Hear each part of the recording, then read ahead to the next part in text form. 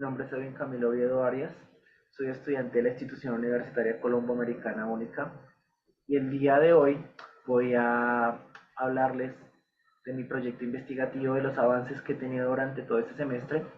Mi investigación titula TikTok y desinformación, la implementación de talleres con las estudiantes del Colegio Japón de grado décimo a través de la literacia crítica de medios.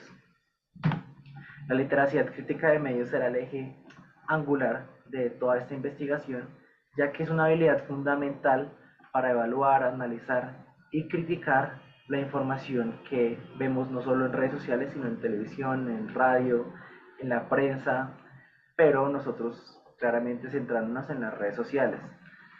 Y es importante mencionar que se trabajará con las redes sociales, ya que nuestra población son adolescentes y gran parte del contenido que consumen ellos proviene de Facebook, de Instagram, de Twitter, principalmente de TikTok, la cual va a ser la red social que nosotros trabajaremos, la cual es la más popular entre los adolescentes.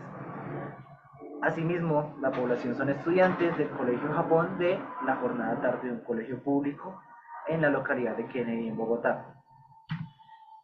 En cuanto al planteamiento del problema, es importante reconocer que TikTok posee gran parte de contenido desinformativo a día de hoy.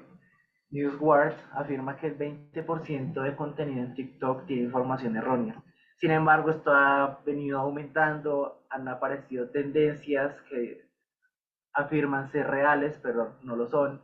Pasó con un término llamado Mewing, que era para tonificar la mandíbula, que el cual no hacía eso, fue después desacreditado por varios doctores. Sin embargo, a día de hoy sigue habiendo más y más contenido desinformativo en TikTok. También algo que ayuda a que los adolescentes crean en el contenido, las redes sociales son, como lo menciona Corbun, hordas anónimas, que básicamente lo que hacen es en la franja de comentarios afirmar que ciertas cosas son reales, que son ciertas. De esta manera, el usuario se siente en la presión de creer que lo que le están diciendo es verdad. La UNICEF también menciona que el adolescente a esta edad no ha desarrollado ciertas habilidades emocionales, cognitivas en su cerebro, lo cual dificulta que sean capaces de distinguir qué información es cierta y qué información no lo es. Guerrero, por su parte, también menciona que los hábitos de consumo de contenidos son peligrosos. Si son muy prolongados, esto facilitará que el estudiante no tenga un discernimiento sobre qué tipo de información está consumiendo, en este caso en TikTok. En cuanto al diagnóstico, para probar que lo mencionado por Newswire, por Cockburn, por la UNICEF era real, se realizaron entrevistas estructuradas a los docentes de la institución, dos en particular, a los estudiantes de la institución que participaron en esto, los de grado décimo, los cuales son 16 estudiantes que participaron en entrevistas y cuestionarios. Los resultados fueron que los dos docentes que fueron entrevistados afirman que los estudiantes no son capaces de diferenciar qué información es real o no. Además que también son fácilmente influenciables y que no tienen su criterio propio a la hora de analizar información en redes sociales. Los estudiantes afirman que conocen ciertas bases de qué es la desinformación y si han visto ejemplos mencionan mayormente estafas que han visto y que conocen, son conscientes de eso, sin embargo aún no han profundizado, no han ido más a fondo en estos temas, lo cual nos indica que si bien tienen bases, se debe profundizar el tema de desinformación y mostrarles las distintas formas que puede tomar la desinformación en las redes sociales, específicamente en TikTok, la cual que de acuerdo al cuestionario es la red social que ellos más usan y la que duran más tiempo a lo largo del día en su dispositivo celular. Las preguntas de investigación parten de la literacia crítica de medios y la desinformación. La pregunta general es de qué manera la implementación de talleres mediados por la literacia crítica de medios desarrolla el análisis y cuestionamiento de contenidos informativos en TikTok en estudiantes de décimo grado del Colegio Japón. Nuestras preguntas específicas para esta investigación es cuáles son las ventajas de desarrollar la literacia crítica de medios en estudiantes de grado décimo en el Colegio Japón, También queremos ver las limitaciones, por supuesto, así que sería cuáles son las limitaciones, de nuevo, al desarrollar la literacia crítica de medios en estos estudiantes y qué actitud, qué comportamientos tienen los estudiantes durante estas intervenciones al desarrollarlas mediadas por la literacia crítica de medios. Nuestros objetivos también parten de la misma premisa. El objetivo general parte de analizar la relación del consumo de desinformación en redes sociales y las habilidades basadas en la literacia crítica de medios de los estudiantes del grado décimo del Colegio Japón. Para los objetivos específicos se piensa determinar cómo los talleres contribuyen a desarrollar la literacia crítica de medios en los estudiantes. También deseamos en esta parte identificar las ventajas y las limitaciones que conlleva desarrollar la literacia crítica de medios en esta población, en los 16 estudiantes que serán intervenidos en las varias intervenciones que tendrá la presente investigación. Para el marco teórico, nos enfocamos durante este semestre en tres constructos. El primero fue definir la literacia crítica de medios, cuál es el propósito. Kellner y Scher son las personas que más han hablado del tema de literacia crítica de medios y son un eje esencial al construir este constructo. Las habilidades, qué tipo de habilidades ofrece trabajar la literacia crítica de medios, el análisis crítico, y la denotación, cuál es el impacto que podría tener la literacia crítica de medios en los adolescentes. Asimismo, la desinformación fue el segundo constructo que se revisó. Se le hizo una revisión que conlleva la desinformación, qué era desinformación y qué no lo era, qué formas tiene la desinformación, de qué manera se puede presentar en redes sociales y finalmente conectando esa desinformación, ¿dónde la hallamos? En las redes sociales. Acá se interpretó qué eran las redes sociales desde sus orígenes, porque las redes sociales existen de muchos años atrás, y de qué manera se están divulgando conectadas a contenido desinformativo en redes sociales, particularmente en TikTok. Para la revisión literaria se recogieron varias investigaciones de repositorios de universidades de Estados Unidos y de Colombia. Y también es importante reconocer que hasta este momento solo he podido trabajar bajo un subtema, el cual son los comportamientos dentro del aula, de los cuales durante las varias investigaciones que he leído es un patrón que se repite. Siempre hablan de qué tipo de comportamientos, si tenían disposición al hacer las intervenciones o no, tenían los estudiantes. Son, o es el concepto que se ha trabajado hasta este momento. Conceptos que se trabajarán a futuro son los objetivos y enfoques de la literacia crítica de medios, porque varias investigaciones lo trabajan de maneras distintas. Unas lo enfocan por el tema de género, otras por el tema de raza, otras por el tema de maternidad infantil. Así que hay varias formas de las que podemos entender la literacia crítica de medios. También otro patrón que se repite son las ventajas y las limitaciones al desarrollar la literacia crítica de medios. Finalmente, en el diseño metodológico, contamos de nuevo con el Colegio Japón, el cual fue la institución que nos abrió las puertas para realizar este proyecto. Son estudiantes del grado décimo del Colegio Japón de la jornada tarde. Actualmente 16 fueron los estudiantes que firmaron el consentimiento por sus padres, obviamente. El paradigma investigativo es cualitativo, es una investigación-acción, ya que planteamos intervenir a futuro a estos estudiantes y los instrumentos que se plantean usar para las próximas o para las futuras intervenciones son entrevistas, talleres, grupos focales y el diario de campo. De esa manera, eso sería todo. Muchísimas gracias. Estas son las referencias y quedo atento a cualquier duda, inquietud o sugerencia que tengan respecto a mi proyecto de investigación. Muchísimas gracias. Muchas gracias, Edwin. Vamos a ver la presentación de Valentina y Hernán, no sé si está, y si no está, pasamos al feedback de los profesores. Entonces, Valentina, puedes compartir tu video.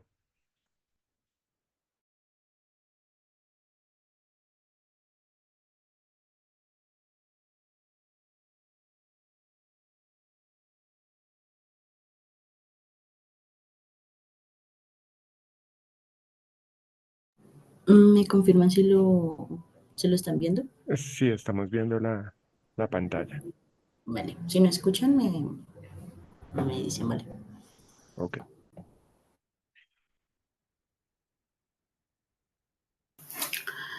Bueno, buenos días. Mi nombre es Valentina Trullo. Soy estudiante de la institución universitaria Perdón, ponlo colomboamericana en modo única. presentación. Em, Listo, ya. bueno, buenos días. Mi nombre es Valentina Trullo. Soy estudiante de la institución universitaria colomboamericana única. Estoy en noveno semestre y hoy voy a presentarles un poco de mi tema de investigación, el cual está titulado como Exploration of Code Switching in Research Project 2, Fieldwork in the BA Program in Bilingualism at UNICA. Voy a explicarles un poco de cómo va mi investigación hasta el momento, qué tipo de problemática fue la que escogí, qué tipo de problema tengo, cuál es el modelo de investigación que voy a utilizar o que estoy utilizando en este momento. Y voy a hablarles un poco de cómo he hecho todo este proceso de investigación. Bueno, para empezar, vamos a hablar de la introducción. Voy a comenzar hablando sobre el planteamiento del problema, algunos autores y por qué escogí estos autores para el planteamiento del problema hasta el momento. También voy a hablarles sobre el análisis de perfiles de participantes, la influencia positiva del cambio de código lingüístico, influencia negativa del cambio de código lingüístico y finalmente confianza a nivel lingüístico de los participantes de esta investigación. En la descripción del problema, hasta el momento tengo tres autores que me han brindado mucha información sobre el tema de cambio de código lingüístico o también conocido como code switching en sociolingüística. Estos tres autores tienen en común que me hablan sobre qué es el code switching, cómo funciona, cómo está visto socialmente desde la perspectiva docente. También cuenta un poco de cómo lo ve desde la perspectiva estudiantil, cómo podría funcionar como estrategia. Unos autores, por ejemplo, Chartley lo maneja como desde un tema de información, de que un docente debería conocer este tipo de fenómenos que nos pueden ayudar también a nivel profesional en cuanto a, en cuanto a enseñanza de una segunda lengua, que en este caso es en inglés.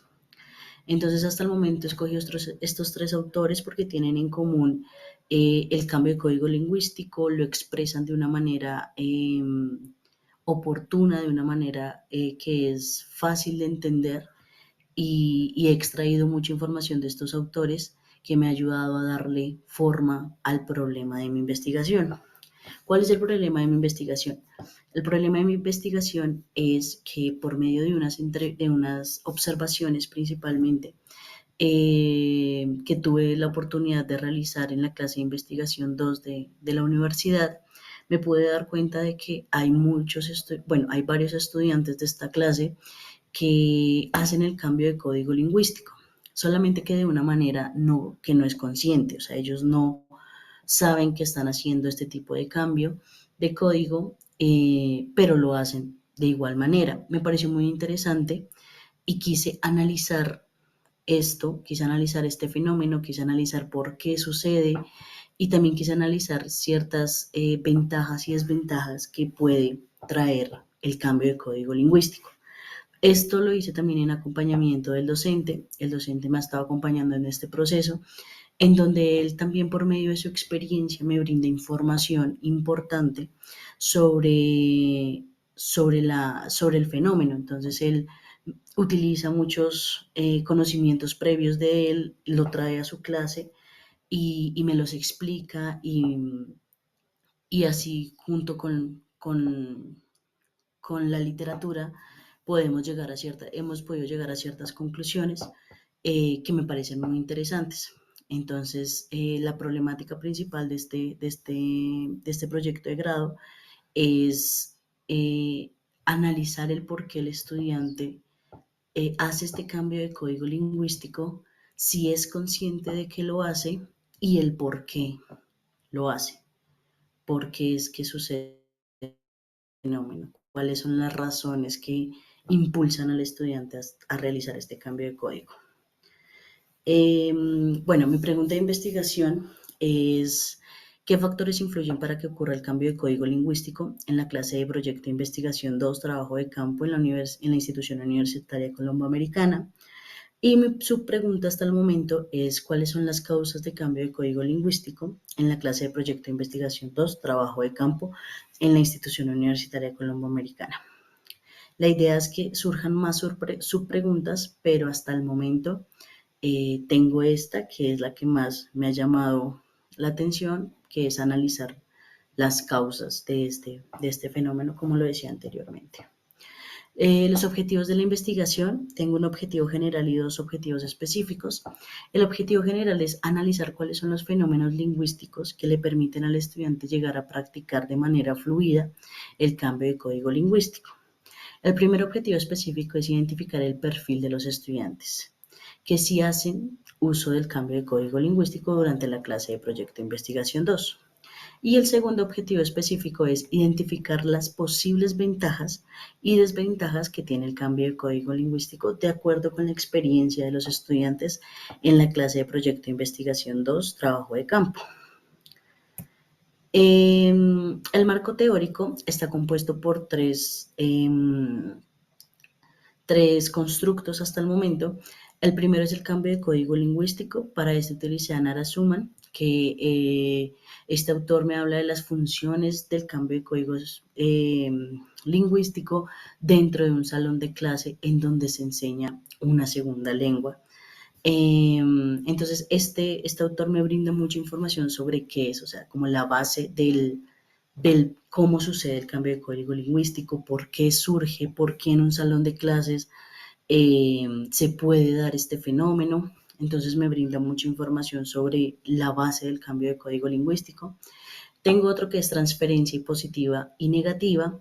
Para esto utilizo a Fernández, donde Fernández lo describe desde una manera social, cultural y lingüística, que me permite ver cómo el docente, desde diferentes puntos de vista y argumentando sus puntos de vista, ve el cambio de código lingüístico de una forma positiva y que puede ayudar a sus estudiantes. Y también, por otra parte, hay docentes que lo ven de una forma negativa porque se habla sobre que puede afectar el origen de la lengua, de la segunda lengua. Entonces lo ven como un ataque, o sí, como un ataque al aprendizaje de una segunda lengua. Interlingua es el tercer constructo que pienso desarrollar. No he encontrado autores específicos que me hablen de esto, pero sí he encontrado información en otros artículos en donde me habla de esta como interculturalidad que permite que haya un cambio de lenguas, tanto maternas como secundarias, que permite que haya un avance en este proceso de investigación del fenómeno. Metodología de la investigación. Investigación es una investigación cualitativa. Mi diseño de investigación es un estudio de caso múltiple. Mis participantes, es un estudio de caso porque voy a escoger a ciertas personas, no va a ser todo el curso, y es múltiple porque son más de una sola persona las que van a participar en el estudio. La población son 4 estudiantes de la clase de Proyecto de Investigación que fueron previamente escogidos mediante una encuesta, y se clasificaron ciertos perfiles, y dado este perfil se escogió al participante de la investigación. Bueno, esta es mi investigación hasta el momento. Muchas gracias. Sigo trabajando en la revisión de la literatura. Mi revisión de la literatura está dividida en 3 conceptos claves, el cual es cambio de código lingüístico, transferencia positiva y transferencia negativa. Tengo artículos específicos que me hablan de esto y hago una triangulación de estos artículos y lo que tienen en común estos 3 estos tres conceptos y de ahí se ha ido desarrollando mi revisión de la literatura, la cual me ha ayudado a darle como más claridad a mi proyecto de investigación y a la problemática principal de este estudio, que es el analizar el porqué del cambio de código lingüístico, el por qué surge en esta población de estudiantes y cuáles son estos motivos principales que hacen que los estudiantes realicen este cambio de código lingüístico. Muchas gracias y espero vernos en una próxima oportunidad. Muchas gracias, Valentina, por la presentación de tu video. Cerramos esta parte con...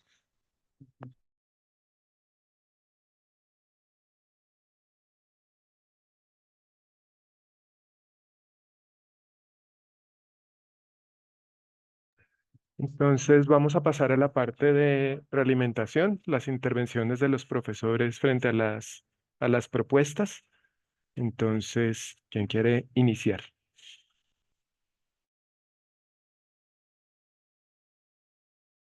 Jonathan. Sí, buenos días para todas y todos. Empecemos con Edwin. Em, bueno, Edwin, está interesante el hecho de que hayas decidido cómo abordar TikTok, ya que es como tú bien lo argumentaste, como una fuente de información y desinformación que ha sido representativa culturalmente para los estudiantes de esta población. Tengo dos preguntas al respecto. La primera, cuando estabas mencionando en el marco teórico los tipos de literacia crítica y que hay como algunas literacias críticas que van más enfocadas hacia la raza, hacia el género, hacia algún tipo de marca identitaria. ¿Cuál crees que podría servir para tu proyecto? Esa sería mi primera pregunta. Y la segunda pregunta que tengo ya sería un poco más, pues algo que no estuvo en la presentación, pues eh, de pronto más adelante va a estar, pero pues ¿qué ideas tienes sobre como fases o elementos a incluir en los talleres para fomentar el desarrollo de la literacia crítica?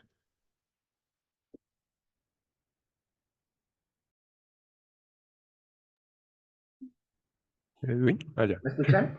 Sí, ya. Te congelaste un momento, pero ya.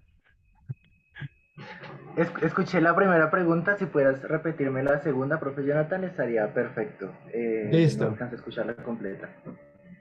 La segunda pregunta sería, ¿qué elementos, qué herramientas pedagógicas has pensado o qué fases has pensado para los talleres? Más o menos, ¿cómo has planeado que sean los talleres para implementar, pues, como esto de la literacia crítica?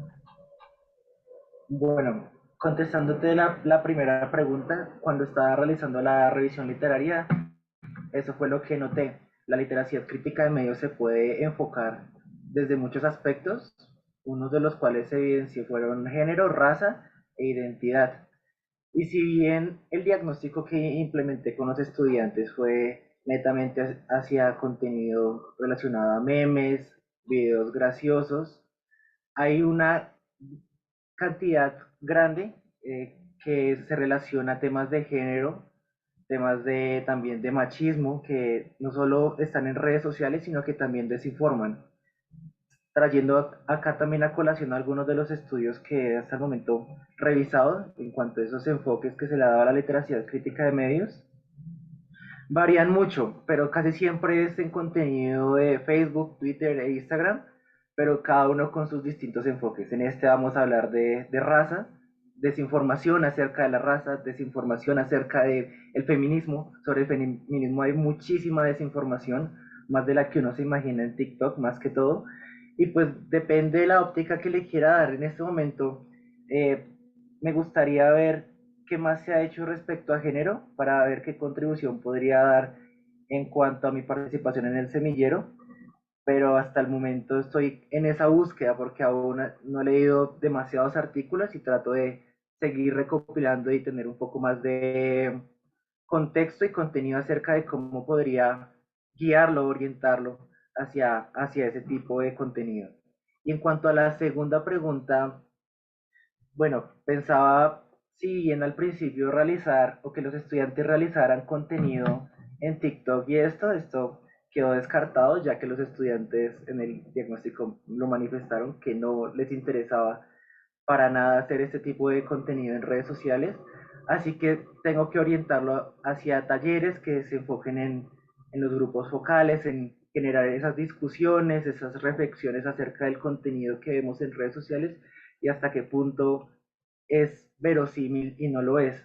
Pero en cuanto a fases, son fases muy tentativas. Hasta el momento, con la profesora también que me está colaborando, no nos ha llegado como a como algo más uh, sostenido, algo que tenga más contenido. Sin embargo, ella ya me manifestó que me iba a dejar una hora de su clase para realizar mis talleres, pero aún son ideas muy tentativas, aún no hay nada muy estructurado en cuanto a lo que se vaya a hacer. Cuando vaya leyendo más sobre esta revisión de literatura, tendré un poco más de orientación.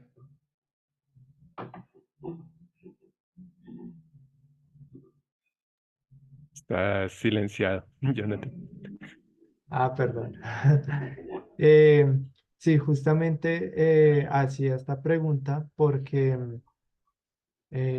bueno, la primera, porque sí, definitivamente creo que más que enfocarse solo en género o enfocarse en raza, cuando hacemos como una representación de las identidades por medio de TikTok, ahí van surgiendo bastantes elementos. Por ejemplo, se puede tomar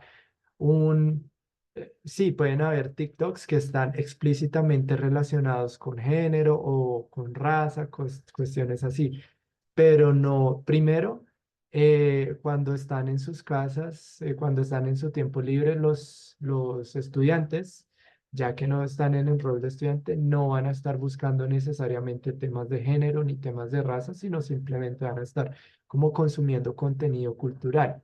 Lo que se podría hacer, pienso yo, es pensar como en un marco de análisis donde ellos puedan ver elementos de género, de raza, como un marco interseccional, donde que un marco interseccional sirve más para analizar no solamente elementos de género, sino también de etnicidad, porque muchas veces hay desinformación que genera actos de discriminación, ya sea por clase social, por ejemplo, por religiones.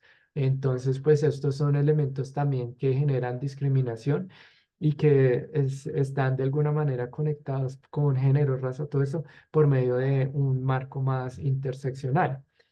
Em, Justamente en cuanto a la segunda pregunta, una vez viendo, em, no recuerdo el nombre de este periodista muy famoso, de los puros criollos, él hablaba de la necesidad, justamente cuando él estaba hablando de la desinformación que hay en los medios de comunicación, de la necesidad de generar preguntas y también generar marcos de discusión que permitan a los estudiantes o permitan a los consumidores de contenido hacerse preguntas sobre qué tan verídica es esta información. Entonces, dentro de estos talleres sí sería bueno como buscar como ese tipo de marcos que les sirvan a los estudiantes dentro, pues sí, de un marco pedagógico instruccional de la literacia crítica, hacerse preguntas al respecto sobre qué tan verídico puede ser esta información, qué tan replicable, qué fundamentos existen para esto y qué dicen otras fuentes. Eso sería sería como todo para ello. En cuanto, Muchísimas gracias, profe. con mucho gusto. En cuanto a Valentina, bueno, desde la última vez que tuve la oportunidad de ver tu proyecto de manera presencial, creo que sí, pues ya se ven algunos avances, ya se ve como de pronto un poco más de sustento teórico. Hay un autor justamente que te quería recomendar que se llama Jessy Ortega. Él tiene un artículo del 2019 que se llama Teacher, ¿puedo hablar en español? A Reflection on Plurilingualism and Translanguage Practices in EFL.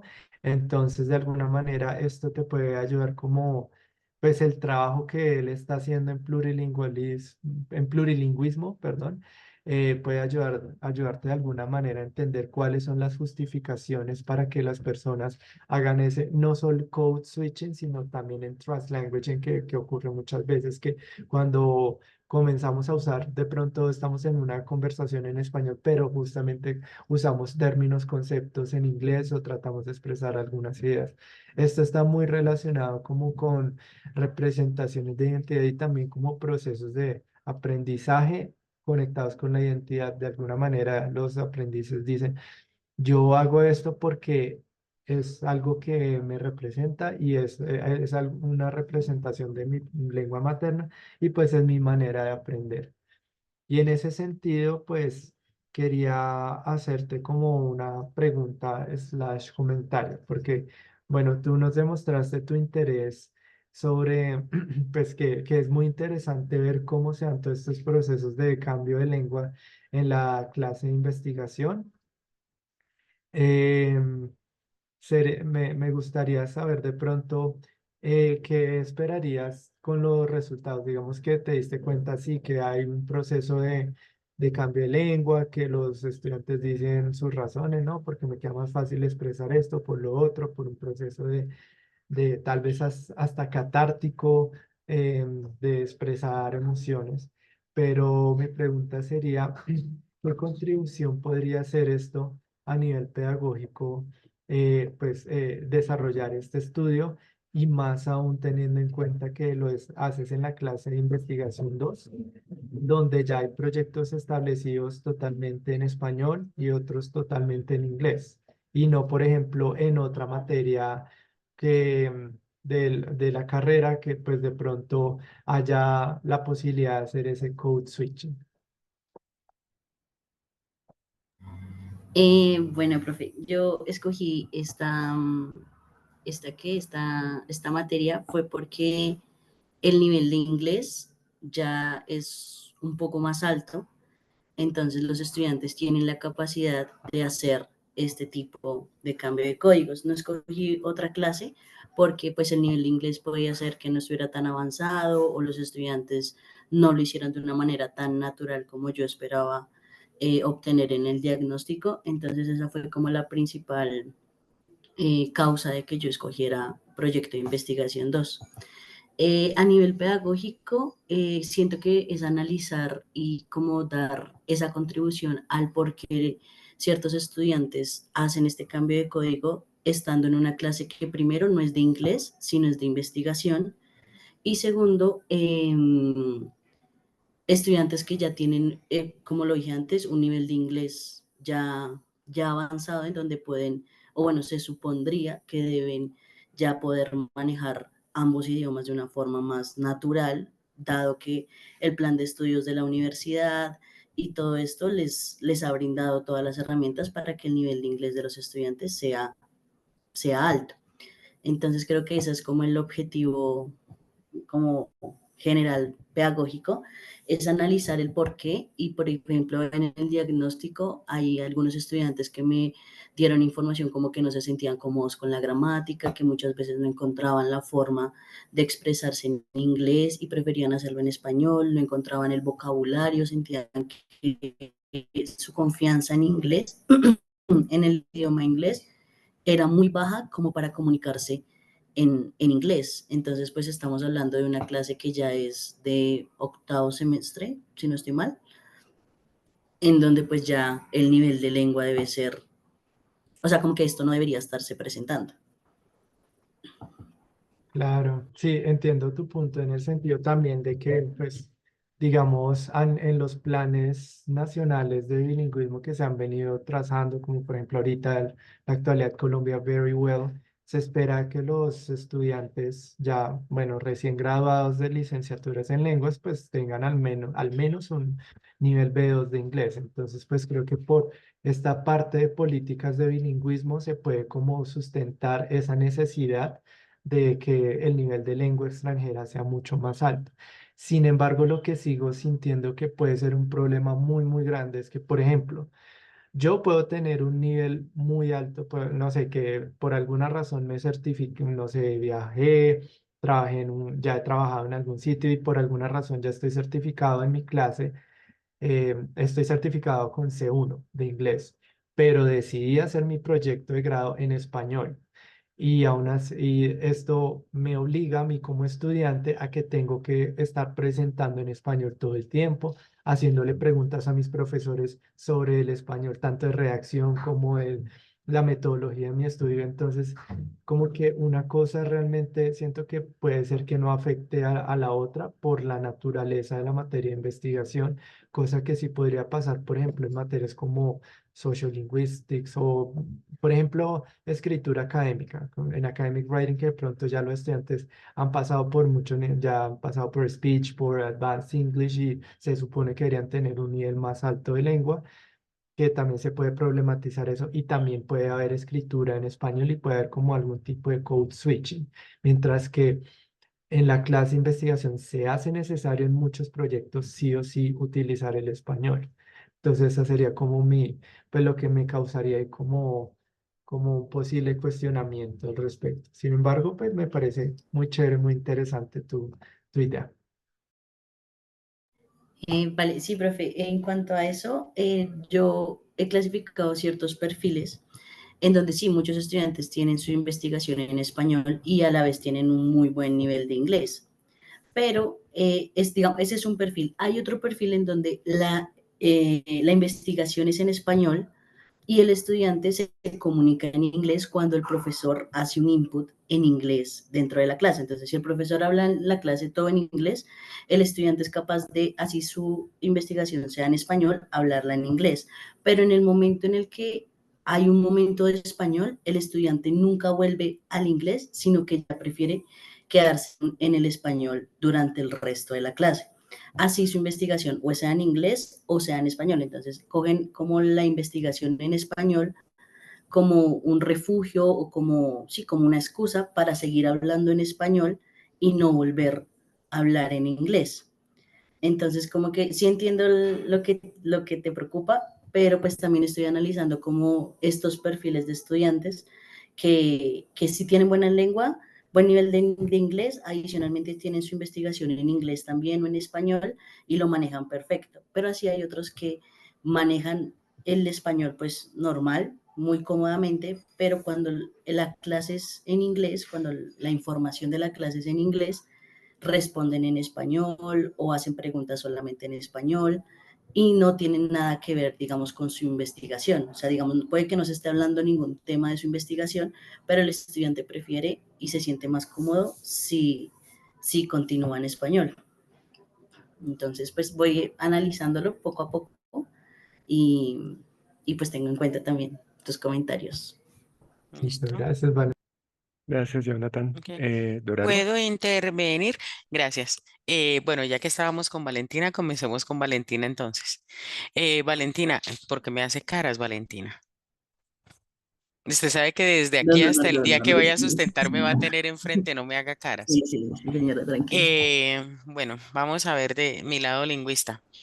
Em, Valentina, cuando uno va a estudiar este tipo de fenómenos, y en el caso específico de translanguaging, que algunos lo miran más como, bueno, el asunto con el translanguaging allí que no tiene que ver directamente con simplemente cambiar un código de comunicación o con el código que uno más se sienta. Cuando habla de translanguaging está hablando también de una reafirmación de la identidad del cerebro bilingüe. Para que ocurra el translanguaging, tiene que la persona ser bilingüe al 100%. ¿Y bilingüe qué quiere decir? Que no hay que entender el hablar dos idiomas con tener dos cerebros, uno que funciona en español y uno que funciona en inglés, sino con un cerebro bilingüe. Si uno tiene un cerebro bilingüe, el cerebro es capaz de cambiar de uno a otro idioma, pero también tiene que ver con el statement de quién soy yo y cómo me identifico con esta lengua y qué es lo que mi cerebro piensa que es más cómodo, apropiado para utilizar en ese momento. Entonces, Mi recomendación, bueno, primero felicitaciones porque veo que ya está más claro esto que desde que lo revisé por allá en febrero, en marzo, que lo revisé, entonces eso está bien, ya está más claro. Pero nuevamente el llamado de atención a que sigas leyendo y leas muy bien para que identifiques exactamente qué es lo que estás viendo. Y a la hora de identificar a esos sujetos con los que vas a trabajar, tienes que identificar hasta dónde llega su bilingüismo y qué tipo de bilingües son. Si no son bilingües completos o están apenas en proceso de desarrollo, porque te escuché decir ahorita es que se sienten más cómodos hablando en un idioma o en otro, pues son como decisiones, ¿no? Y comprender cómo funciona el cerebro bilingüe.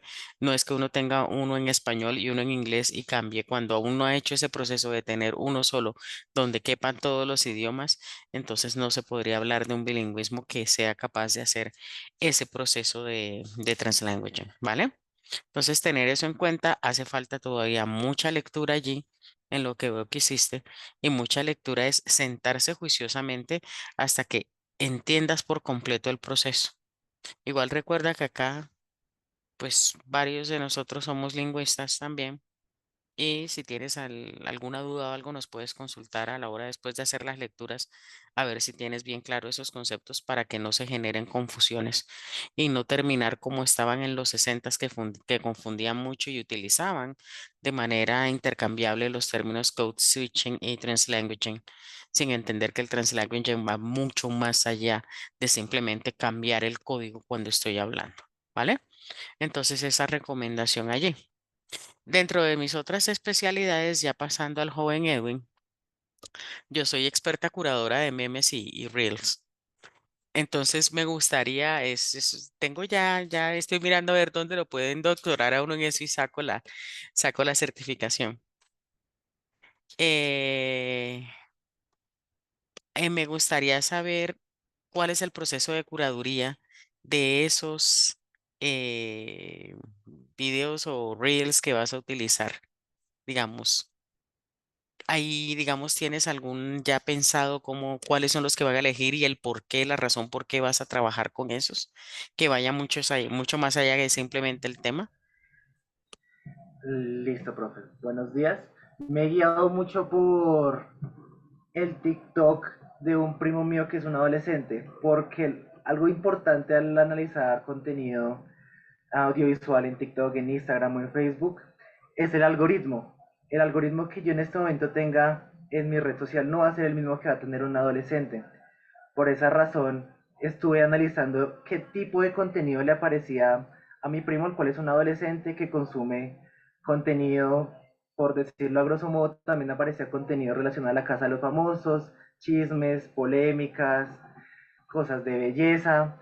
O sea, ese era en términos generales el contenido que salía y obviamente demasiados memes y videos chistosos y humor de ellos, que ya es muy propio de ellos, que a veces uno no llega a entender. Sin embargo, si uno entra y lo profundiza un poco más, se va a dar cuenta que hay ciertas cosas que comentan que no tienen una validez. En mi video mencionaba que hace poco surgió un término que se denominaba el mewing, que es para tonificar la mandíbula. Esto se popularizó muchísimo con los adolescentes, que era un ejercicio de poner la lengua en cierta posición y esto iba a tonificar la mandíbula y van a tener una mandíbula marcada. Esto después, una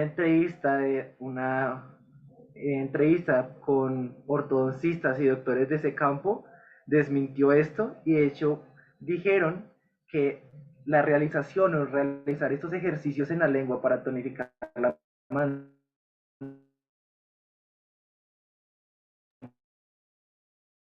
¿Se cayó la señal o soy yo? Se cayó la señal. ¿Me escuchan? Ya Se volviste. cayó. Ya, ya ¿Me volviste. Ojalá no se escuchan? haya pegado. Ay, Dios mío. Perdónenme, perdón. ¿En qué me había quedado? Bueno, eso fue una temática que salió hace muy poco, que a día de hoy muchísimos adolescentes creen y si uno se pone a mirar las visualizaciones de ese contenido, no, es increíble, entre 25 y 45 millones de visualizaciones tiene ese tipo de contenidos y no es solo un video, siguen y siguen apareciendo videos relacionados así, también de mascarillas, de cómo esta mascarilla te va a Entonces rejuvenecer, te va a podríamos quitar decir las allí que arrugas. parte de, digamos, de lo que estás utilizando es la viralidad de esos videos. Digamos, porque me interesa aquí la pregunta es cuál es a ver, ¿qué mecanismo ¿Cuál es el criterio de cuál es el selección de los criterio de videos? selección de los videos? El que los haya visto mucha gente, el En que se ese supone orden, que son expertos en eso, ¿qué exactamente en es lo ese que vas a orden de utilizar ideas, como criterio para, y piénsalo, si no tienes una respuesta, no tienes por qué inventarte una hora así y sacarla de la manga, pero piénsalo porque eso es necesario y te lo vamos a preguntar. O sea, ¿por qué esos videos y por qué no otros? ¿Vale? Entonces piénsalo ok, allí. Si no lo has lo voy a pensado, pensar, profe. piénsalo. Exacto. Gracias. No me gustan bien estas cosas. Cuando uno hace la pregunta, ustedes no tienen que tener la respuesta ya. Cuando vayan a hacer la sustentación, sí tienen que tener la respuesta ya. Pero en este momento estamos apenas como imaginándonos esa investigación. Entonces necesitarías pensar en un criterio de selección de ese corpus que vas a utilizar para hacer los talleres. ¿Listo? Y no simplemente lo que primero me resultó. Y algo que decía Jonathan, uno de los productos que puede salir de allí es cuáles son los criterios que deben tener los muchachos a la hora de ver estos videos para saber si esto sí es información en la que puedo confiar o no. ¿Listo? Pero entonces piénsate en ese Ujú. criterio. Y volviendo con mi amiga Valentina Trullo, porque me confundí por acá lo que me estaba diciendo Carlos, ¿me puedes mostrar cuáles eran en tu presentación los constructos que tenías por allá para marco teórico era o te mostraste que tenías? No, estás sin micrófono, vale. Ah, sí, ya, perdón. Sí, son cambio de código lingüístico. Muéstralo. Espérame, acá está la presentación.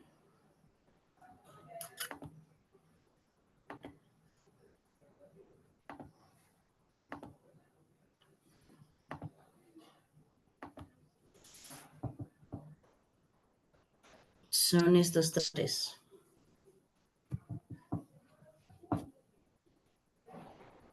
Mm, cambio de código, transferencia positiva, porque ya me confundí entonces. Interlingua, ¿tú Señor, señora, sabes qué es interlingua? no estoy leyendo.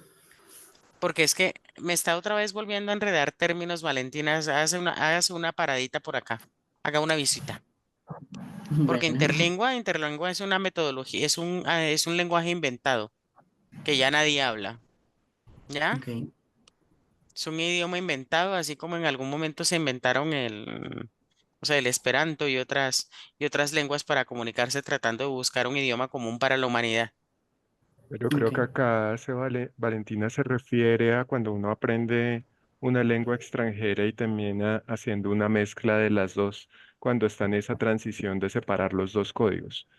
Creo que eso es a lo que se Mm, refiere, como lo denomina Ellis en alguna parte. sí, pero el interlingua terminó siendo, digamos, como otro lenguaje inventado. Y eso es un concepto distinto a los que ya se habían discutido. Entonces, nuevamente no vuelvas a lanzar así y que voy a decir algo ridículo, Carlos va a entender y se va a reír cuando lo escuche. Estamos entre lingüistas. Entonces, es un chiste interno. Estamos entre lingüistas, entonces no me salga botando palabras que Pero no. mira que acá con Francisco coincidimos en que se refiere a procesos de adquisición de lengua, no a la Eso, lengua inventada. exacto, pero entonces eso hay que definirlo porque Sí, resulta confuso. porque Porque a mí me está... ponen la palabra ahí, yo como lingüista digo interlingua, pues es una lengua inventada allí. Y no me lo voy a confundir con Spanglish, que el Spanglish sí se conoce como una lengua y es cuando Ujú. mezcla uno el español con el inglés. Entonces, si es para mezclar español con inglés, sería tampoco. Hay que como mirar bien eso. ¿Listo? Nada más, ahí la dejo tranquila. No llore, no se sienta mal. No, ya, Bueno, esa etapa la superé, muchas gracias. bueno. Francisco, ¿vas a comentar algo o pasamos a las siguientes? Sí, tengo varios comentarios Dale. para ambos presentadores. Bueno, buenos días. Voy a empezar por Edwin. Edwin, no vi toda tu presentación porque me tuve que conectar después. Seré breve con respecto a mis comentarios hacia tu presentación. Bueno, en términos generales, veo ya que el marco teórico lo has avanzado en mi clase y lo veo ya como puesto al servicio, como digo yo en clase, del resto de las secciones de tesis, veo mucha coherencia.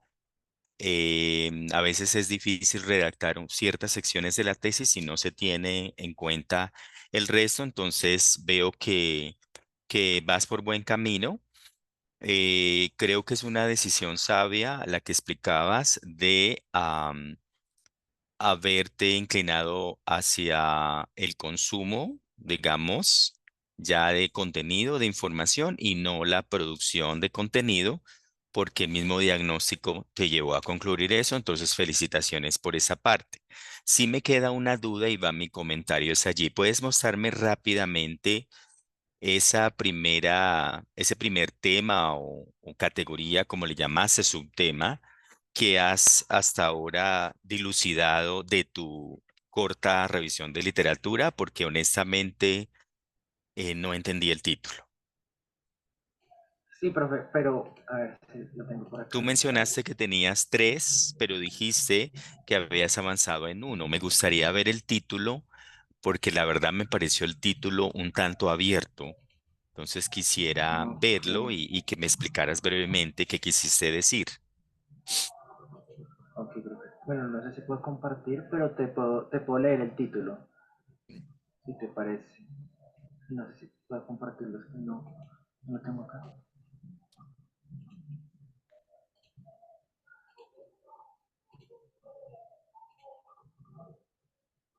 Ok, el título, ¿me escuchan?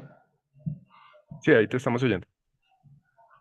Bueno, sí, había mencionado que había avanzado en un subtema que era como comportamientos dentro del aula, así lo había denominado al que había indagado sobre él y pues había analizado que se hablaba mucho de ese tema, como qué tipo de actitud tenían los estudiantes hacia el contenido que se les estaba mostrando, porque unos les generaba rechazo, como este contenido no es algo que consumiría en mi día a día, no me interesa, por el contrario a otros sí les gustaba, pero como que había como una separación entre a los que les gustaba el contenido que se les mostraba en las intervenciones que realizaron los otros investigadores y a los que de plano no llegaban a tener una afinidad con el contenido que veían dentro de las intervenciones.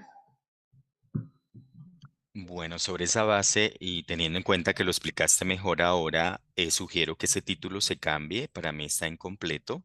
Sé que estás apenas empezando la lead review, pero es el mismo consejo que les he dado en la clase con respecto a los constructos. El nombre que escojan para el título, cada palabra tiene un significado, entonces creo que allí no me dice mucho llamarlo solo comportamiento dentro del aula con respecto a qué. Ah, con Entonces hay que respecto al ser muy contenido. precisos al escoger, sería mi recomendación, y verificar, y eso es para todos, verificar que ese título que estoy dando me ayuda a comprender al menos uno de los objetivos específicos que me he planteado y debe ir cruzado con esa información que he rescatado también en el marco teórico. En términos generales, veo un gran proceso, un gran avance de tesis y bueno, coincido con Jonathan y Alba en las apreciaciones. Sí es importante que tengas unos criterios para seleccionar, digamos, el contenido que vas a mostrar o el tipo de videos que vas a usar o el reel o lo que vayas a hacer. Con respecto a Valentina, bueno, Valentina, no tengo preguntas porque conozco de cerca tu proyecto, pero sí tengo unas sugerencias, de pronto para que se entienda mucho mejor lo que presentaste. Estoy de acuerdo con Jonathan en cuanto a la recomendación que te hace de, sobre todo del artículo te podría servir muchísimo para, para dos cosas, para mirar los factores que conllevan al uso o no uso de ese code switching y sobre todo para poder ir perfilando a los participantes. Digamos que no estaría de acuerdo en algo que tú pones ahí en manifiesto y que Doralba pues también mencionó, y es el uso de algunos términos. Estoy de acuerdo con code switching porque es el tema central de investigación.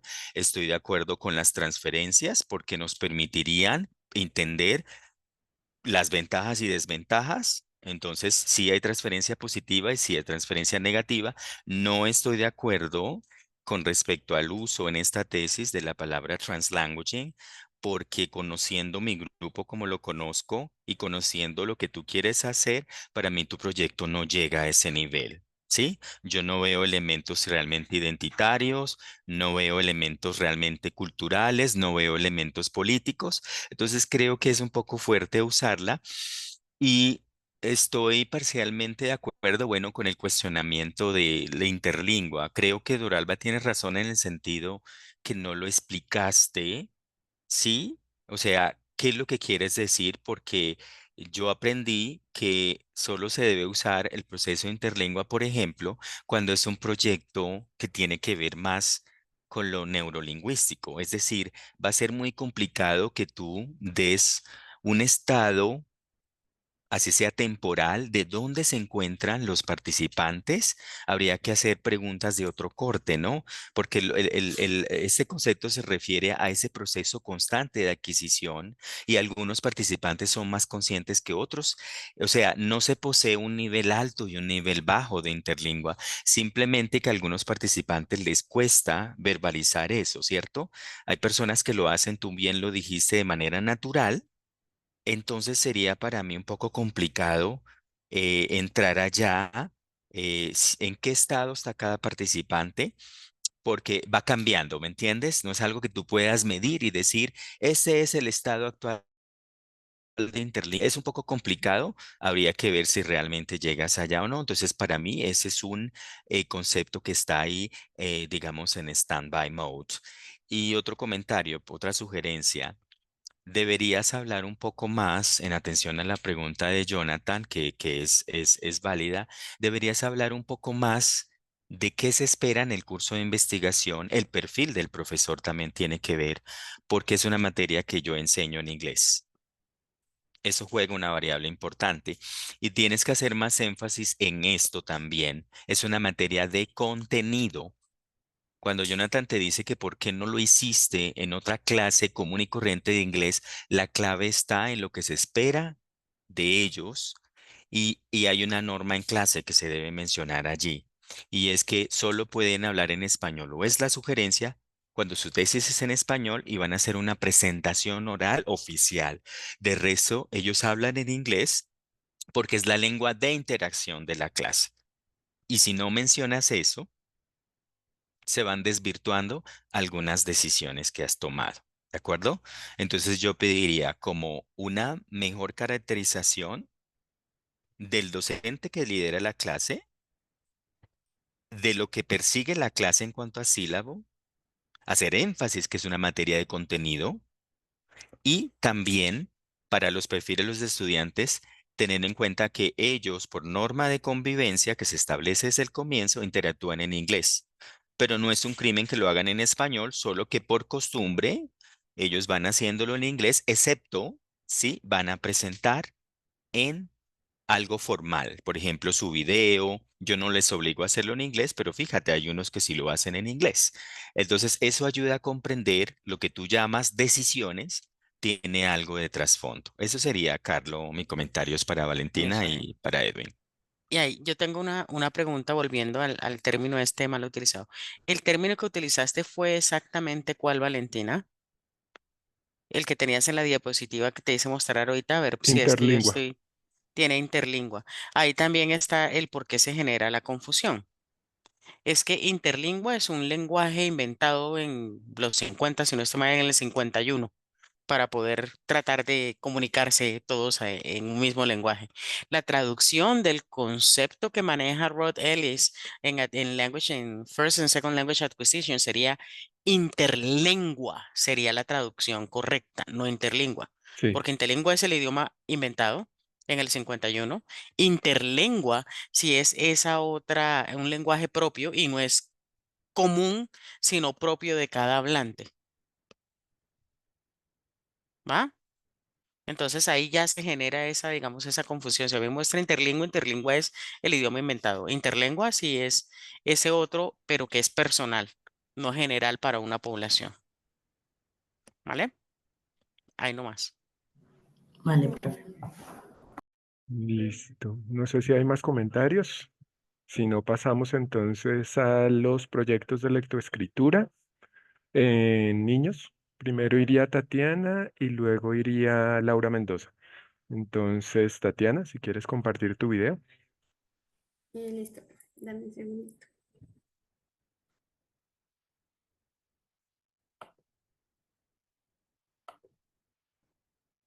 No sé si ya pueden ver la pantalla. Sí, señora. Listo.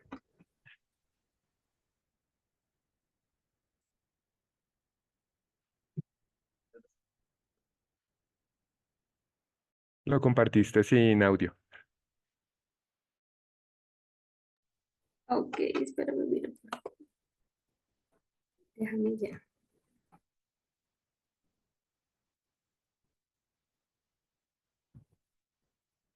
Listo, me dicen si pueden escuchar, por favor. Buenos días a todos, mi nombre es Tatiana Gutiérrez y Ahora voy sí, a hablar ponle un poquito de volumen. de una presentación titulado Aprendizaje basado en juegos para el desarrollo de habilidades de lectoescritura en niños de primer grado del Colegio Enrique Olaya Herrera. Para iniciar, es importante mencionar que la educación juega un rol importante para el desarrollo y aprendizaje del niño. Dentro de este contexto, adquirir habilidades de lectoescritura es fundamental para su formación académica y social. Este proceso abarca la lectura y la escritura como parte de una misma formación.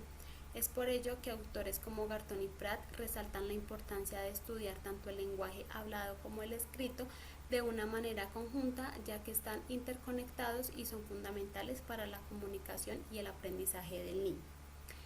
Debido a que la lectura y la escritura no son habilidades innatas, sino que se adquieren con el tiempo mediante un proceso de aprendizaje, surge la necesidad de proporcionar a los estudiantes herramientas necesarias para cumplir con las expectativas académicas, teniendo en cuenta que cada estudiante es diferente y que adquiere conocimientos a su propio ritmo.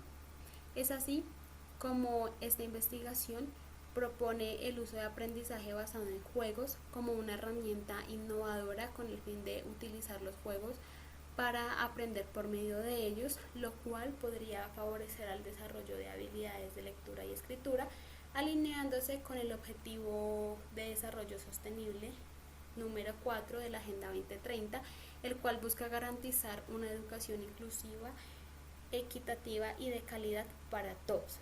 Al implementar el aprendizaje basado en juegos, se daría a los niños una nueva herramienta con la que puedan aprender de una manera diferente, fomentando el desarrollo integral de los estudiantes y asegurando que todos tengan buenas bases en su aprendizaje para el futuro.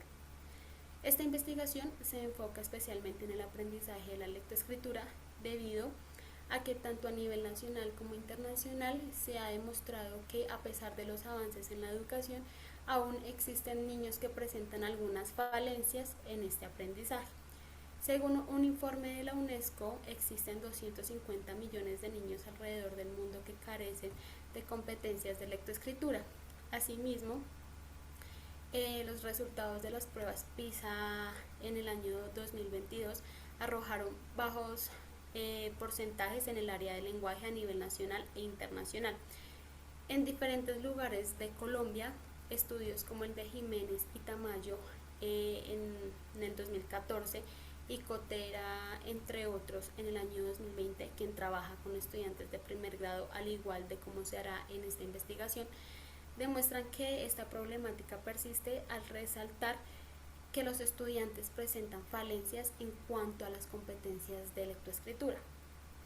Esta problemática no es ajena para los estudiantes de primer grado, especialmente del curso 103 del Colegio Enrique Olaya Herrera. Según los resultados del diagnóstico, el 34.5% de los estudiantes de primer grado aún no alcanzan los aprendizajes establecidos en el área de español como lengua materna, que se basan a partir de los derechos básicos de aprendizaje.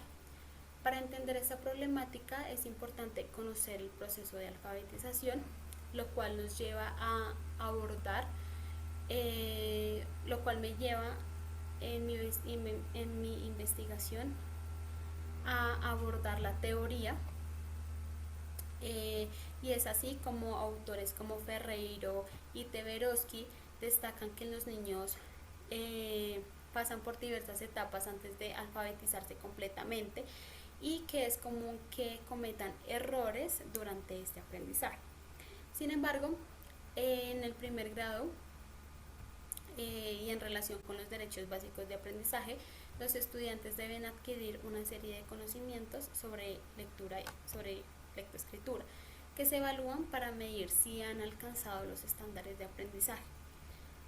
Considerando los resultados del diagnóstico en cuanto a que, a diferencia de otros niños del mismo curso, hay estudiantes que aún no han adquirido las competencias o que no cumplen con las competencias de aprendizaje que se requieren para el curso, y que además cada niño aprende de manera diferente, esta investigación busca contribuir de manera diferente al desarrollo de habilidades de lectoescritura mediante el aprendizaje basado en juegos, especialmente en aquellos niños que aún no alcanzan estas competencias. Dentro de mi trabajo de investigación me he preguntado qué revela la implementación del aprendizaje basado en juegos sobre el desarrollo de las habilidades de lectoescritura en estudiantes de primer grado del Colegio Enrique Olaya Herrera.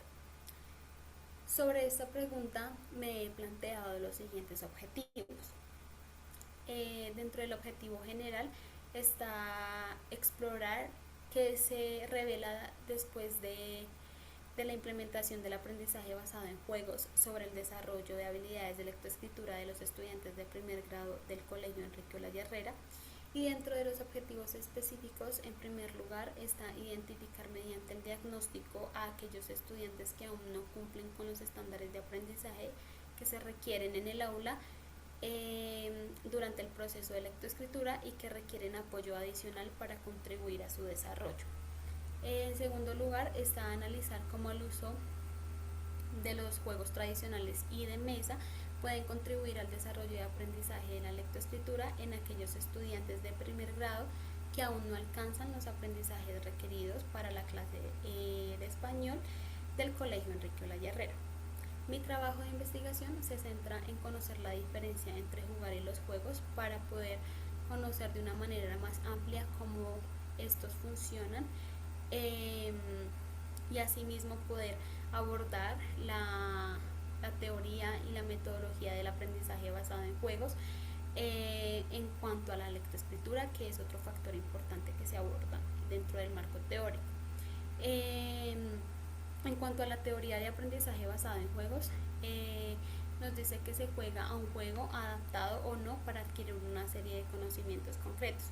Por ejemplo, teniendo en cuenta que se va a utilizar el aprendizaje basado en juegos en el contexto del aprendizaje de la lectoescritura, esto implicaría convertir las actividades de lectura y escritura en experiencias lúdicas y participativas con el objetivo de que los niños aprendan por medio de los juegos el contenido que se requiere, que se debe enseñar y que ellos deben aprender mediante el aprendizaje basado en juegos. Por su parte, la teoría sobre la lectoescritura me lleva a comprender los procesos en los que se adquieren y desarrollan las habilidades de lectoescritura, lo cual me lleva a comprender más a fondo la etapa en la que se encuentra la población objetivo de este estudio y asimismo me brinda las herramientas para poder abordar la etapa en la que se encuentran los niños de una manera significativa. En cuanto a la revisión de la literatura, se ha realizado una revisión de diversos artículos en los que hasta el momento se han seleccionado 15 de ellos. Estos artículos llaman la atención porque la mayoría de ellos se sitúa en el contexto escolar de primaria, el cual se conecta con la investigación. La mayoría comparten las mismas variables o metodología y además se centra en el uso de los juegos en la educación. Sin embargo, mi investigación se diferencia, por ejemplo, de la investigación de Muñoz y Valderrama realizada en el 2021 y de la investigación de Patiño, entre otros, en el año 2020, ya que ellos usaron la metodología de aprendizaje basada en juegos enfocados en juegos más que todo digitales o juegos que requieren de tecnología, lo cual según la teoría pues también se puede implementar. Sin embargo, en mi caso, mi investigación es diferente porque yo voy a utilizar, como lo mencioné anteriormente, juegos tradicionales y de mesa, que ya serían como más juegos físicos en sí. Otras investigaciones como la de autores que se encuentran en el apartado de la propuesta de propuestas lúdicas sobre el uso de juegos en la educación se relacionan con mi investigación porque usan juegos para contribuir al desarrollo de la lectoescritura en niños de primer grado. Sin embargo, aunque tenemos en común la población y también el uso de los juegos dentro del aprendizaje de la lectoescritura, algo que hace diferente mi investigación es que yo me centro especialmente en el uso de estos juegos mediante el aprendizaje basado en juegos. Esta investigación, la investigación de estos autores, no menciona dentro de sus variables o dentro de su marco teórico esta metodología, entonces eso es un aspecto importante en mi investigación. Autores como Franco y Chávez, Arboleda y Castañeda se relacionan con la investigación porque tienen la misma metodología. Sin embargo, uno de ellos se centra en estudiantes de sexto año y otro se centra en estudiantes de tercer año. En mi caso, pues eran niños más pequeños. Es importante resaltar que la mayoría de investigaciones sobre aprendizaje basado en juegos para contribuir al aprendizaje o enseñanza de la lectoescritura sugieren que se investigue más sobre este campo, ya que son pocas las investigaciones realizadas. Finalmente, mi investigación tiene un enfoque cualitativo y será una investigación-acción. Los instrumentos usados fueron una entrevista al docente y un test diagnóstico y revisión de registros existentes. Eso sería todo. Muchísimas gracias. Muchas gracias, Tatiana, y le damos paso a Laura Mendoza, que tiene un tema similar de lectoescritura con niños. Y luego pasamos a la parte de feedback.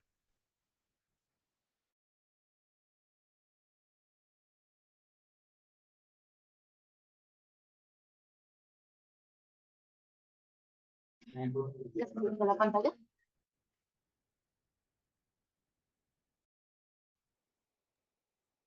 Sí, ya la vemos. Listo, estamos viendo tu presentación. ¿La compartiste con audio? Hola, buenos días. Mi nombre es Ya, Laura Jimena Mendoza perfecto. y soy estudiante de séptimo semestre de la licenciatura en Educación Bilingüe. Mi investigación se titula Talleres Pedagógicos para el Fortalecimiento de la Comprensión Lectora en Niños de Segundo Grado de la IDE Sierra Morena. Para comenzar, hablaremos de la importancia de la lectura para el desarrollo de los niños, ya que ésta le permite abrirse a un mundo de información, de ideas y experiencias. Además, es fundamental fomentar el hábito de la lectura desde la infancia, ya que en la escuela los niños deben tener ese acceso a textos variados y de calidad, y se deben realizar actividades que estimulen su interés por la lectura. Aquí es donde entra la comprensión lectora, ya que la comprensión lectora es clave para el aprendizaje, ya que es la capacidad de entender el significado de un texto. Además, es fundamental para obtener conocimiento de todas las áreas del conocimiento. La lectura y la comprensión lectora tienen relación con el ODS número 4, que es educación de calidad, que este es el que busca garantizar una educación de calidad, inclusiva y equitativa. Entonces, al fortalecer la comprensión lectora, esta es clave para el aprendizaje y el desarrollo de los niños. Además de que si se fortalece esta comprensión, genera un mejor desempeño académico en cada uno de los estudiantes, además de una mejor preparación para el futuro de los estudiantes. Es por esta razón que esta investigación se centrará en el fortalecimiento de la comprensión lectora por medio de talleres pedagógicos, ya que existen una serie de factores a nivel nacional y en el contexto específico que hace que exista un bajo desempeño en la comprensión lectora. Entonces, para hablar del planteamiento del problema, hablaremos de los resultados de la prueba Saber Grado Tercero 2022. La gráfica que se encuentra en pantalla son los resultados a nivel nacional. Para grado tercero y quinto solamente se evalúan los componentes de lectura y matemáticas, además de que los niveles de desempeño en que se evalúan los estudiantes es del 1 al 4, siendo el nivel 4 el más alto. Entonces, como podemos ver, en grado tercero un 40% de los estudiantes se encuentran en el nivel 1. Esto quiere decir que existe un desempeño más bajo en la comprensión lectora. Las pruebas Saber también tienen en cuenta el sector en el que se encuentran los estudiantes. En este caso, como podemos ver en la pantalla, se divide en oficial y no oficial. Oficial siendo entendido como los colegios públicos. Entonces, para esta investigación solamente se tomará en cuenta el sector oficial. Entonces, para grado tercero, en el sector oficial el 45% de los estudiantes tienen un bajo nivel de comprensión lectora. Finalmente, en esta gráfica podemos ver el desempeño alcanzado por los estudiantes en la prueba de lectura según el grado, que es grado tercero, el sector oficial y en el departamento de la región Centro Oriente. ¿Por qué se tomó la Centro Oriente? Porque aquí específicamente ponen a Bogotá y Bogotá es donde se encuentra ubicado el colegio en que se realizará esta investigación. Entonces, como se ve en la gráfica, el 29% de los estudiantes se encuentran en el nivel 1. En donde se puede concluir que existe un bajo nivel de la comprensión lectora. Para el planteamiento del problema, se realizó un diagnóstico, que fue el que permitió indagar si verdaderamente existía esta problemática en la población que se quería trabajar, que es en grado segundo del Colegio Sierra Morena y de Jornada Mañana CDC. Entonces, la prueba diagnóstica que se puede ver en pantalla se realizó a 30 estudiantes entre 6 y 7 años. Esta estaba compuesta por 6 preguntas, donde se evaluaron los 3 niveles de comprensión lectora. La primera y la segunda con el nivel literal, la tercera y la cuarta con el nivel inferencial y la quinta y sexta con el nivel crítico. Cabe mencionar que esta prueba diagnóstica fue aprobada previamente por la profesora a cargo del curso. La prueba diagnóstica fue evaluada por el medio de una rúbrica, donde se encontraba el número de preguntas y el criterio con el cual se evaluaría cada uno de los enunciados. De acuerdo al número de preguntas que se encontraban correctamente en el diagnóstico, fue como se asignó el nivel de comprensión lectora en el que se encontraba cada uno de los estudiantes. Como se puede ver en la gráfica, el 53% de los estudiantes se encuentran en el nivel literal.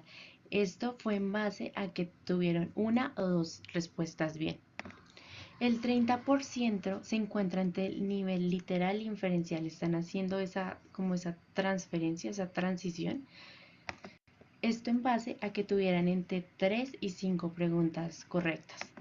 Y solamente un 16% de los estudiantes se encuentra en el nivel inferencial.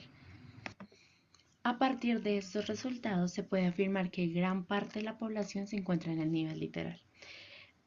Se deduce que hay un bajo nivel de comprensión lectora, debido a que los derechos básicos de aprendizaje en el 2016 se dice que los estudiantes que se encuentran en el grado segundo deben estar en el nivel inferencial, ya que los niños deberían predecir, analizar contenido y estructuras de diferentes tipos de texto, a partir de sus conocimientos previos.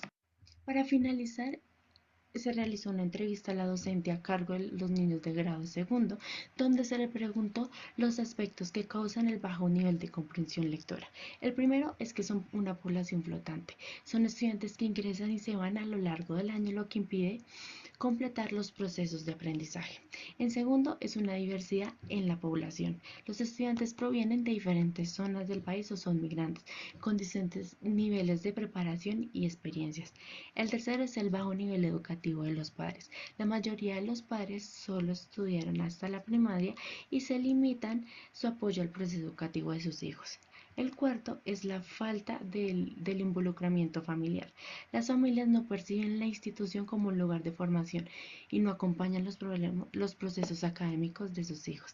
Y por último, las carencias de la institución. En la institución no se encuentra ni biblioteca, no hay suficiente material didáctico. Estas instituciones no pueden pedir libros en ninguna área y pues los recursos son limitados. Teniendo en cuenta lo anterior, las preguntas de investigación serían: la pregunta general es: ¿qué revela la implementación de talleres pedagógicos sobre el fortalecimiento de la comprensión lectora en estudiantes de segundo grado de primaria del Colegio Sierra Morena CDC y Jornada Mañana?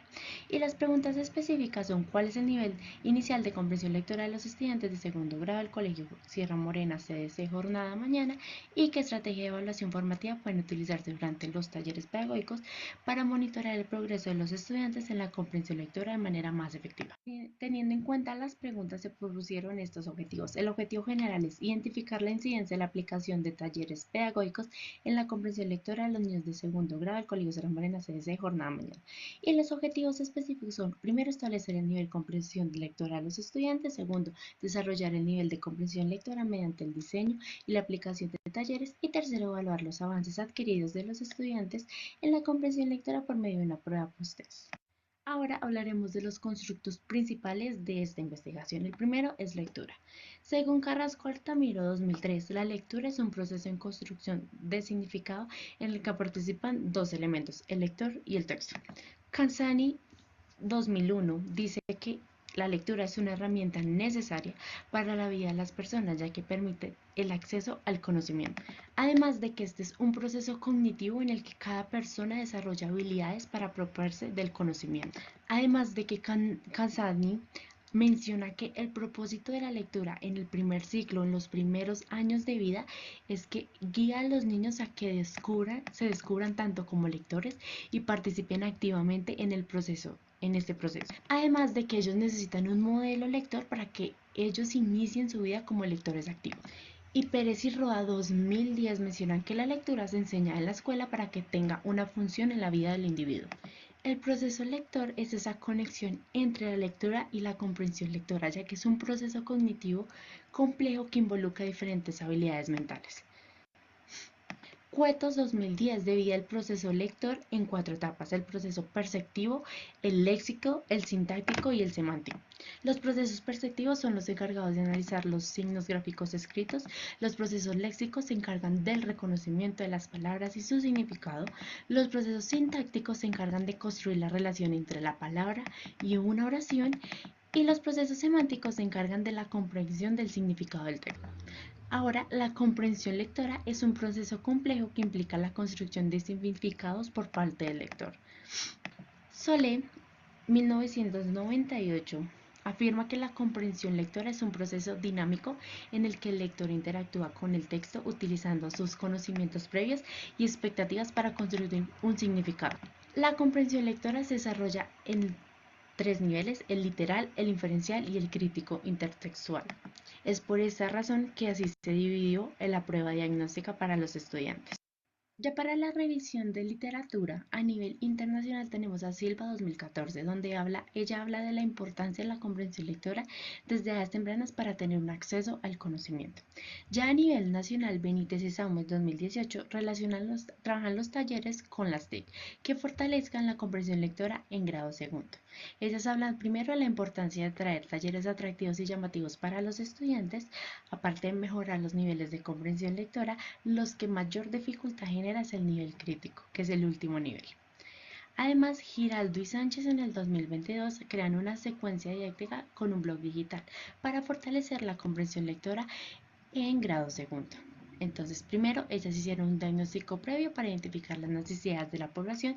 Después descubrieron un impacto positivo de estrategias pedagógicas que atiendan las falencias de los estudiantes y pues la importancia de motivación para el aprendizaje.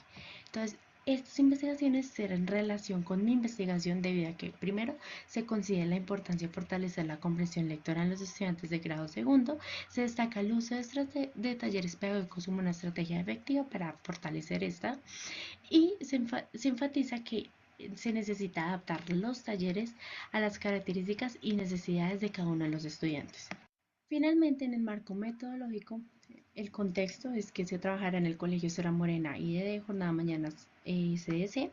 Los participantes son 34 estudiantes de grado segundo, entre 7 y 9 años. El paradigma de investigación es cualitativo, el diseño de investigación es investigación-acción y los instrumentos son entrevistas y diagnóstico. Aquí encontramos las referencias y muchas gracias. Muchas gracias, Laura, por la presentación de tu video. Pasamos entonces al momento de feedback de los profesores. Juliana. Gracias, Carlos. Buenos días a todos. Muchas gracias, Laura y Tatiana, por su presentación.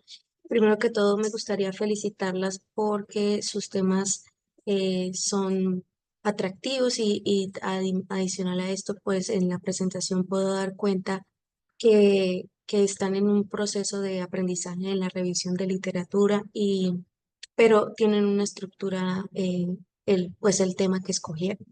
Me gustaría enfatizar, por ejemplo, de Laura, que me gustó mucho el planteamiento del problema porque se encuentra bien estructurado y también tiene claro como el contexto y la descripción del mismo para poder establecer la implementación de tu tesis y sí, del tema que escogiste. Por otro lado, a Tatiana, importante utilizar la terminología apropiada. Por ejemplo, en el caso tuyo que estás hablando de unos juegos, de unas clases donde vas a implementar unos juegos, deberías utilizar no juegos, utilizar la terminología como juego físico, sino juego análogo, es decir, que no se requiere tecnología. Y para poder soportar la decisión de que utilizaste juegos análogos, es importante que en el planteamiento del problema describas las competencias digitales de los docentes, de los estudiantes y también el contexto, ¿sí? Que si no tienen tecnología, qué es lo que pasa, por qué razones no hay tecnología y también las competencias digitales de los agentes, es decir, de las personas que están involucradas en esta investigación. Y también cuando estabas mencionando la revisión de literatura, mencionaste algunos estudios referentes al tema de aplicación de juegos en lectoescritura. Mencionaste que tu tesis o tu tema está enfocado a juegos análogos y que porque estas investigaciones no tenían este tipo de enfoque. Yo creería que deberías enfocarte que todos los artículos que tú vas a escoger, que sean game-based learning, que esa sea la teoría que tú manejes y no gamificación. Y pues la importancia, el enfoque que tú escojas sea ese, ¿sí? Porque lo tuyo no tiene nada que ver con gamificación, sino utilización de una actividad que tiene un juego que puede ser análogo con un objetivo específico, para revisión, presentación de un tema, para evaluación, ¿sí? Y, y como recomendación, cuando estés hablando, Tatiana, de la metodología, y de los instrumentos que vas a utilizar, no debes utilizar el tiempo pasado porque es algo que vas a utilizar en el futuro. Esos son mis comentarios y mis recomendaciones. Muchas gracias a las dos. Gracias, Juliana. Retomando lo que Te quería preguntar dice, algo. Ah, re- ok. retomando lo que Sí, dice Es que Juliana. no sé si le podía preguntar. Sí, ya te doy Eh, la pauta para que le preguntes. ok, Eh, vale. Tanto para Laura como para Tatiana, recuerden que el diagnóstico no es el proyecto. Es ujú, decir, que esos instrumentos que ustedes mencionaron ahí se refieren al diagnóstico, pero no se refieren a cómo van a recolectar los datos durante la intervención. Cuando nosotros correcto. hablamos del marco metodológico, en esa última casilla donde dice instrumentos es cómo van a recolectar la información para contestar la pregunta de investigación que Ujú. formularon. No nos referimos al diagnóstico, ¿de acuerdo? Para que no cometan esa confusión. Ahora sí, Tatiana, ¿qué ibas a preguntar? Bueno, pues es que en relación a la parte de la revisión, pues Ujú. en la parte que dije que había algunos estudios que mencionaban el juego, pues ahí no hablaban tal como la gamificación. De hecho, algunos hablaban sobre los juegos físicos análogos parecidos a los que a mí Análogos. me gustaría implementar, Ujú. sino que a lo que yo me refería es que ellos no usaban tanto, era como el concepto del aprendizaje basado en juegos, porque yo entiendo que el aprendizaje basado en juegos es más como una metodología. En cambio, ya el uso de juegos, ellos lo que hacen es que lo implementaban mediante el transcurso de la clase. Entonces, por eso es más o menos que yo lo mencioné, pues Sí, era como lo que quería aclarar, o no lo mismo. yo creo que tu proyecto tiene un enfoque y eso está implementado en un contexto específico, ¿sí? Y por eso es que es innovador. Lo que debes buscar es literatura donde se utilicen juegos, pueden ser análogos o no, porque usualmente se utiliza, pues porque estamos inmersos en tecnología, se utilizan los juegos de manera análoga. Por ejemplo, cuando tú tomas un libro como estos de vocabulario, ¿sí? Que es, no se ve bien, que es sobre juegos, uno imprime la hoja y lo utiliza, ¿sí? Pero si utilizas una herramienta como Quizzes, entonces estás utilizando la tecnología para implementar una actividad pequeña con el objetivo de evaluar, de revisar información, de chequear, ¿sí? De presentar un tema, de identificar si están los estudiantes aprendiendo o no. Eso es game-based learning. Entonces, todos los estudios que debes revisar es que no todos tienen que ser análogos, sino que pues que puedas identificar que se presente este tipo de juegos o los elementos del juego en actividades específicas durante la clase con tecnología o sin tecnología, ¿sí? Entonces, así es más fácil poder abrir un poco más el enfoque en tu revisión de literatura. Gracias, Juli. Bueno, Muchas gracias. con Bueno, gusto. eh, los otros profes, comentarios. Francisco. Bueno, de acuerdo con Juliana, yo veo avances en ambas propuestas.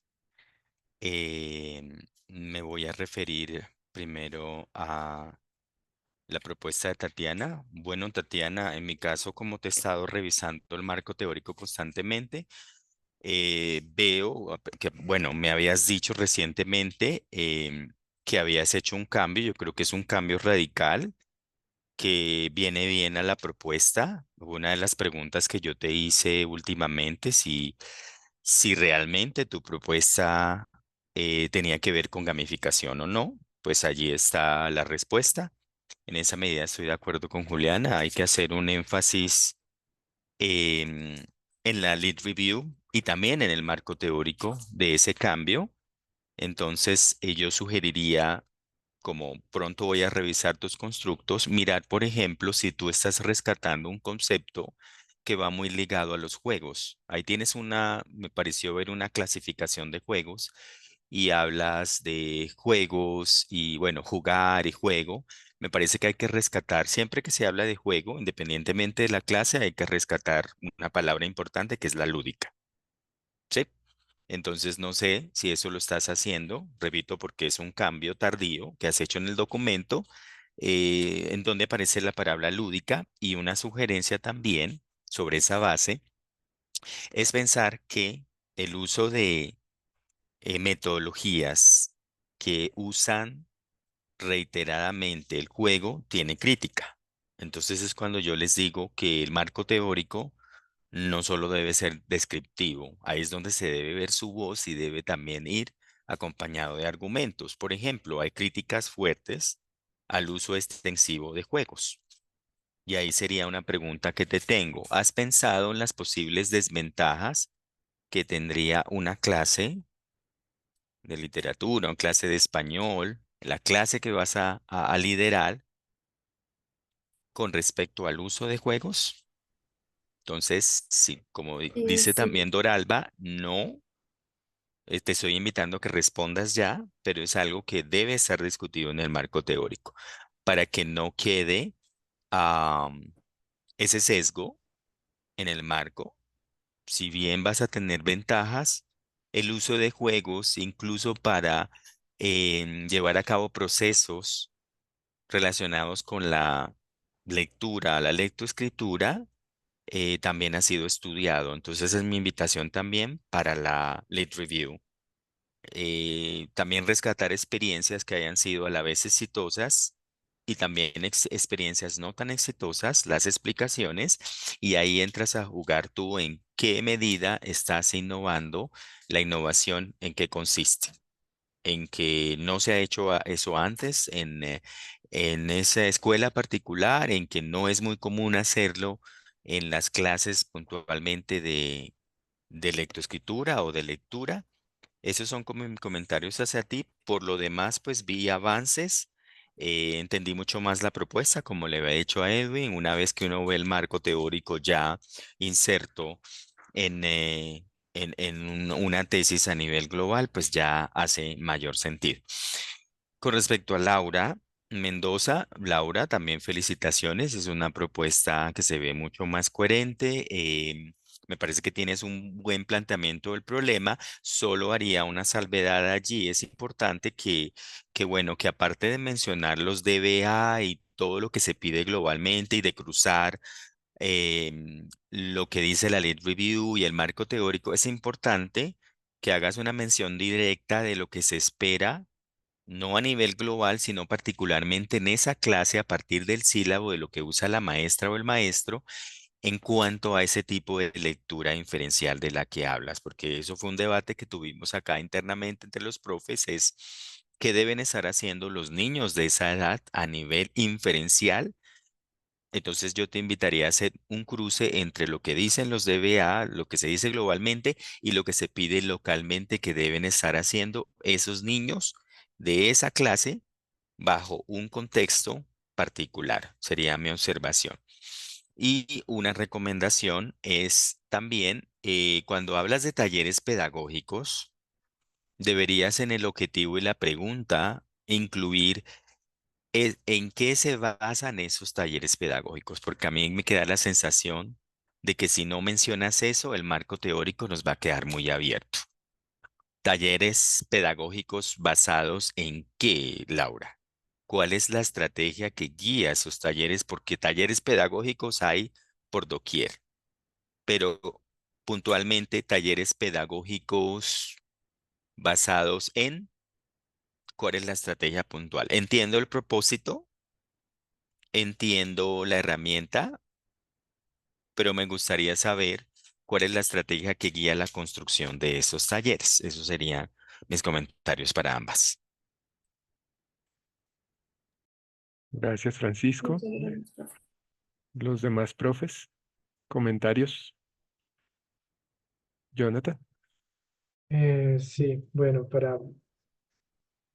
primero que todo, así a términos generales de ambos proyectos me parecen muy interesantes. Creo que eh, pues yo conozco un poco el colegio donde Tatiana va a implementar. Creo que sería muy interesante que lleves a cabo esa propuesta allá, pero pues también estoy de acuerdo totalmente con el comentario, y creo que fue la propia Juliana, de la necesidad de hacer una descripción un poco más al detalle de no solo el contexto, sino también como el punto ahí, como en el diagnóstico de cómo están los niños frente a este proceso de lectoescritura. Eh, Me parece en general me parece muy interesante la decisión que uses como el Game-Based Learning para esta aplicación. Eh, y sí, mi pregunta o sí, mi preocupación sería si en qué parte como ¿qué rol jugaría el juego si esto se da como en una etapa de producción de la escritura, o si se da como una etapa previa? Todo eso, pues sí, son definitivamente detalles que se deben mirar. ¿Cómo se integra ahí este juego? ¿En qué etapa del proceso de la producción escrita se da ahí? En cuanto a Laura, me gustó mucho el manejo que diste de los conceptos. en el marco teórico. Creo que fueron muy apropiados cuando hablaste pues, de este concepto de la lectura, desde donde lo entiendes.